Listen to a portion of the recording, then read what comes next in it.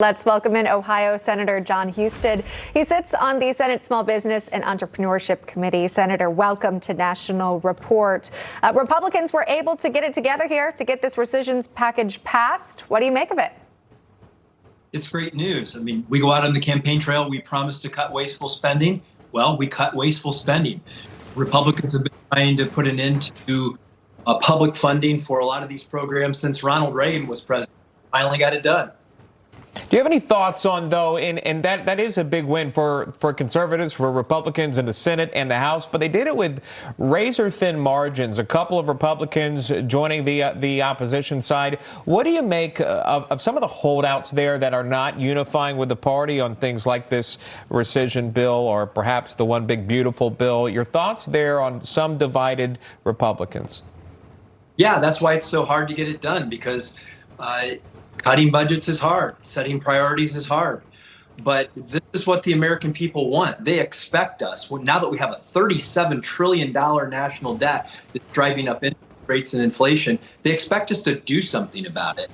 And yeah, it's tough to do. A couple people fell away, didn't want to vote for it. But in the end, we got it done. We delivered, and that's what's important. Yeah, and some of these were also found out by Elon Musk and the Doge Committee, right? Some of this foreign aid, just really shedding light on it, where taxpayer dollars had been going and now where they won't be going anymore.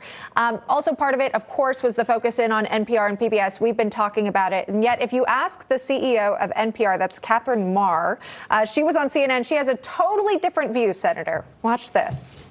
When it comes to the accusation of bias, I would start, as I always start by saying, which is we, of course, are a nonpartisan organization, and we want to serve and are required to serve the entirety of the American public. You, as a Republican senator, do you feel as though NPR has given yourself or the party a fair shot, fair coverage when it comes to covering news? NPR is one of the most biased news organizations America, but that deserved to be cut. It deserved to be cut because, frankly, America can't afford to continue to subsidize things. We shouldn't be subsidizing Newsmax or MSNBC, and we certainly shouldn't be subsidizing NPR. It's a relic of the old days when we only had a couple radio stations or TV stations in the country. Now we have an enormous amount of ability for people to get news information. It's time that we save the money, return it taxpayers, and restore some fiscal sanity and priorities to the American budget.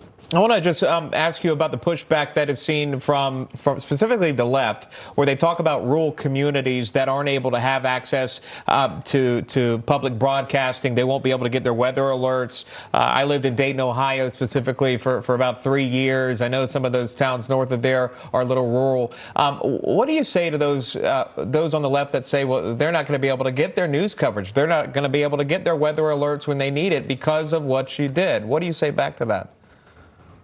People are going to be able to get every bit of information they need. This is a new era. Ronald Reagan was trying to cut this in the 1980s because it was no longer needed.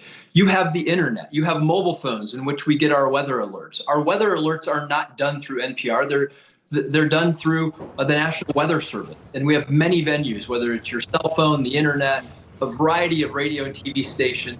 It's a relic of the past. And it's time that we restore priorities for the things that matter today, not continuing to spend money on things that are outdated and no longer needed. All right. That is Ohio Senator John Husted joining us this morning. Thank you so much, sir. We do appreciate your time. Thank you. You're welcome. All right. Here with us.